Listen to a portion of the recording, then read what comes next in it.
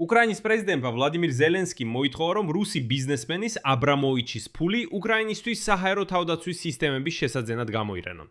ასეთი განცხადება ზელენსკიმ მას შემდეგ გააკეთა, რაც მედიაში გავრცელდა შოკის მომგვრელი დეტალები მისი კონტაქტების შესახებ რუს ოლიგარქთან, რომელიც უკრაინის პრეზიდენტის ოფისისგან გზავნილს გადასცემდა რუსეთის დიქტატორ ვლადიმირ პუტინს. Financial Times იუთხება, რომ უკრაინის პრეზიდენტმა გასულ თვეში მართლაც მოიწვია კიევში რომან აბრამოვიჩი უშედეგო მცდელობის ფარგლებში. დაერწმუნებინა ვლადიმირ პუტინი პირდაპირ სამშვიდობო მოლაპარაკებების გამართვაში. ზელენსკიმ სთხოვა აბრამოვიჩს რუსეთის პრეზიდენტისთვის გადაეცა შეტყობინება პირადად შეხვედრის მზადყოფნის შესახებ. და ეს ინფორმაცია მხოლოდ მას შემდეგ გახდა ცნობილი, რაც ვლადიმირ პუტინმა განაცხადა, რომ ერთ-ერთმა ბიზნესმენმა მას ზელენსკისგან გზავნილი გადასცა. რის შემდეგაც ზელენსკიმ ღია წერილი გამოაქვეყნა რუსეთის დიქტატორისადმი. და ამის შემდეგ ზელენსკიმ აღიარა, რომ დიახ, მართლაც მან უკრაინული საზოგადოებისგან ფარულად მოიწვია რუსი ოლიგარქი აბრამოვიჩი კიევში. ის პრეზიდენტის ოფისში ჩამოვიდა და ისინი ერთმანეთს ესაუბრებოდნენ. მაგრამ სხვა გამოცემა Ukraine Context კიდევ უფრო შოკის მომგვრელ დეტალებს ავლენს. როგორც ჩანს, პრეზიდენტის პარტიის წარმომადგენელი დავით არახამია კიევში აბრამოვიჩის ვიზიტის დროს ტელეფონით ვლადიმერ პუტინს ესაუბრა. რა არის სიმართლე და რა ჭორი? მოდით ერთად გავარკვიოთ. მე მქვია ალექსეი პეჩი, მოდით ერთად განვიხილოთ ეს თემა, მაგრამ სანამ დავიწყებთ, გთხოვთ, გამოიწეროთ ეს არხი, მოიწონოთ ეს გამოშვება და დაწეროთ ნებისმიერი კომენტარი ამ ვიდეოს ქვეშ. მაშასე, უკრაინის პრეზიდენტო ვლადიმირ ზელენსკიმ ბრიტანეთის ხელისუფლებას შესთავაზა, რომ რუსი მილიარდერის რომან აბრამოვიჩის საფეხბურთო კლუბ ჩელსის გაკიდვიდან მიღებული თანხა უკრაინის საჰაერო თავდაცვის გაძლიერებას მოხმარდეს. ინტერვიუში The Guardian-თან ზელენსკიმ განაცხადა, რომ ეს საკითხი ბრიტანეთის მთავრობის ხელმძღვანელ კირ სტარმერთან განიხილა და შემდეგ მოხავს მისი ციტატა. პრემიერ-მინისტრმა მითხრა, რომ ყველაფერს აკეთებს და ვიცი, რომ ჩვენი დიპლომატიური გუნდები ამ საკითხს განიხილავენ. ეს რთული მომენტია. საუბარია თითქმის 2.5 მილიარდ ფუნტ სტერლინგზე, რომელიც ბრიტანეთის ხელისუფლებამ აბრამოვიჩის გატედვის შემდეგ გაკინა. აბრამოვიჩმა ჩელსის კლუბი გაყიდა, რათა ეს თანხა მომავალში უკრაინის ჰუმანიტარული დახმარებისთვის გამოეყენებინა. ზელენსკის თქმით, ეს თანხა შეიძლება გამოყენებული იქნას ჯირადღირებული საჰაერო თავდაცვის ჭურვების შესაძენად და უკრაინის ენერგეტიკული ინფრასტრუქტურის დასაცავად რუსეთის სარაკეტო დარტყმებისგან. შემდეგ კიდევ ერთი ციტატა ზელენსკისგან. ეს ფული შეიძლება დაგვეხმაროს. ეს სამართლიანია ჩვენ შორის. რუსეთმა დაიწყო ეს ომი, რატომ არ უნდა გამოვიყენოთ რუსული ფული? ასევე ზელენსკიმ აღნიშნა, რომ ბოლო ომის დროს კიევში აბრამოვიჩთან შეხვედრა შედგა. მან რუს მილიარდერს პირდაპირ განუცხადა: ჩვენ გვჭირდება თქვენი ფული. და სწორედ აქ იწყება ყველაზე საინტერესო. ზელენსკისა და აბრამოვიჩის ასეთ შეხვედრაზე არ იყო ცნობილი მანამდე, სანამ მასზე არ ისაუბრა რუსეთის დიქტატორმა ვლადიმერ პუტინმა, რომელიც აშკარად ცდილობდა განხეთქილება შეეტანა უკრაინულ საზოგადოებაში. და მხოლოდ ეხლა ზელენსკიმ თქვა, რომ კი, მართლაც მაისში შეხვდა აბრამოვიჩს. და მის მეშვეობით რუსეთის პრეზიდენტ პუტინს გადასცა წინააღმდება ცეცხლის შეწყვეტისა და ორმხრივი შეხვედრების შესახებ. ზელენსკიმ ასევე აღნიშნა, რომ არ აპირებს რუსეთისთვის დონბასის დათმობას. როგორც მან განაცხადა, ეს იყო მთავარი გზავნილი. მე ვთქვი, რომ ჩვენ არ წავალთ, ჩვენ არ დაგთმობ გამარჯვებას ამ გზით.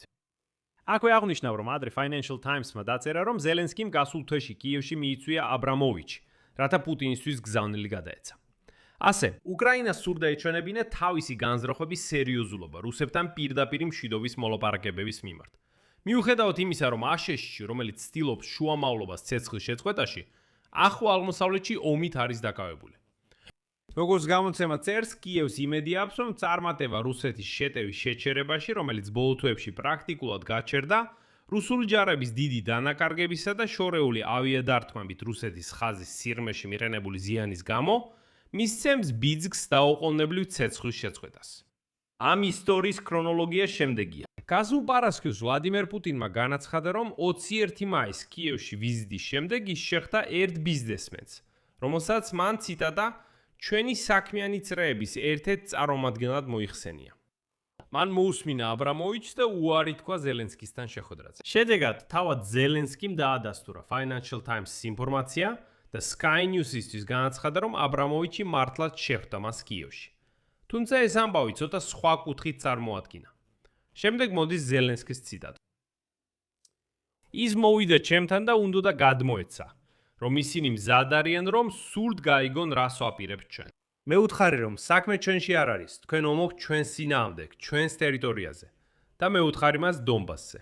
ეს იყო მთავარი გზავნილი. ჩვენ არ წავალთ და ამ გზით გამარჯვებას არ მოგცემთ.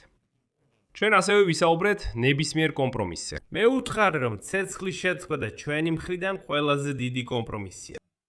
და აი ზელენსკიმ აბრამოვიჩს მიანიშნა, რომ მზად არის ნებისმიერ დროს და ნებისმიერ ფორმატში შეხვდეს პუტინს. და სთხოვა ეს რუსეთის დიქტატორისთვის გადაეცა. მაგრამ სამწუხაროა, რომ იცით, ასეთ მოლაპარაკებებში უკრაინელები ან პუტინისგან იგებენ, ან დასავლური პრესიდან. გავიმეორებ, რომ აბრამოვიჩი უკვე იყო შუამავალი რუსეთსა და უკრაინას შორის მოლაპარაკებებში 2022 წლის ომის პირველივე კვირებიდან. ოლიგარქი მონაწილეობდა შუამავლობაში მოლაპარაკებების რაუნდზე სტამბოლში 2022 წლის 22 მარტს.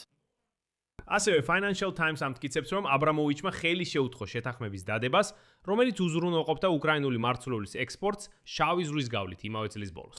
ასევე იუწყებიან, რომ აბრამოვიჩი კვლავ მონაწილეობს ტყვეების გაცვლასა და სხვა ორმხრივ მოლაპარაკებებში უკრაინასთან. მათ შორის ჩიხში შესული სამშვიდობო გეგმის ასპექტებზე. და იცით, აქ მე როგორც უკრაინის მოქალაქეს მაქვს კითხვა. რატომ ენდობა ზელენსკი ასე აბრამოვიჩს? და შემდეგ მე მოგიყვან ციტატას Financial Times-დან.